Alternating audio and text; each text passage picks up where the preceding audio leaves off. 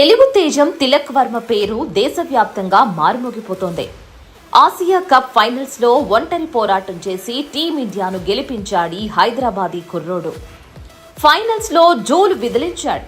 దీంతో మరోసారి తిలక్ వర్మ పేరు ట్రెండింగ్ లోకి వచ్చింది. చాలా కాలం ఈ పేరు యాది ఉంటది అన్న రీతిలో ఈ ఇన్నింగ్స్ సాగింది.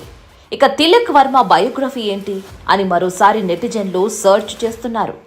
నంబూరి ఠాకూర్ తిలక్ వర్మ 2002 నవంబర్ 8న హైదరాబాద్లో నంబూరి నాగరాజు, గాయత్రీదేవి దంపతులకు జన్మించాడు. ఆసియా కప్లో అద్భుతమైన ఇన్నింగ్స్ ఆడిన తిలక్ వర్మ ఓ ఎలక్ట్రీషియన్ కొడుకు. నిరుపేద కుటుంబం నుంచి ఐపీఎల్లోకి ఎంట్రీ ఇచ్చే వరకు అతని చిన్ననాటి కోచ్ సలాం బయాష్ కృషి ఎంతో ఉంది. తిలక్ వర్మ 11 ఏళ్ల వయసులో బర్కాస్ గ్రౌండ్లో టెన్నిస్ బాల్ క్రికెట్ ఆడుతూ ఉండగా దూరం నుంచి గమనించాడు సలాం బయాష్. తిలక్ బ్యాటింగ్ స్టైల్ చూసి ఏ అకాడమీలో క్రికెట్ నేర్చుకున్నావంటూ అడిగాడు. అయితే తాను ఎక్కడా నేర్చుకోవట్లేదని, రోజు ఈ గ్రౌండ్లోనే క్రికెట్ ఆడుతానంటూ తిలక్ చెప్పాడు.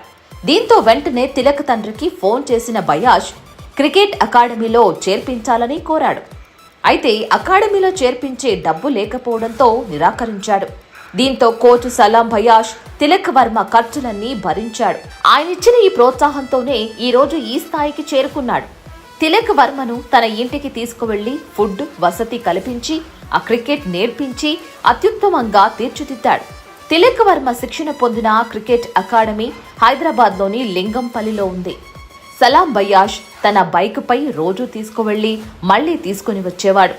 రోజు తెల్లవారుజామున 5 గంటలకు వర్మను బయాష్ ఎక్కించుకుని అకాడమీకి తీసుకువెళ్లేవాడు. తిలక్ వర్మ 2018-19 రంజీ ట్రోఫీలో హైదరాబాద్ తరపున ఫస్ట్ క్లాస్ అరంగేట్రం చేశాడు.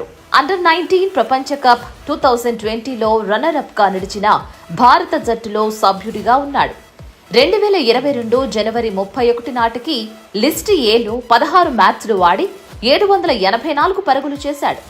ఇక తిలక్ వర్మ ఐపీఎల్ 2022 మెగా వేలంలో 20 లక్షల బేస్ ప్రైస్ తో వేలంలోకి రాగా మొదట సన్ రైజర్స్ హైదరాబాద్ బిడ్ చేసింది.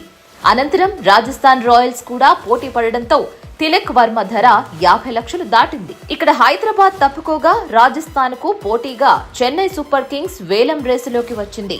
కాసేపటికి రాజస్థాన్ తప్పుకోగా ముంబై ఇండియన్స్ రేసులోకి రావడంతో ముంబై, చెన్నై తీవ్రంగా పోటీ పడగా చివరకు 1,70,00,000కు ముంబై ఇండియన్స్ జట్టు కొనుగోలు చేసింది.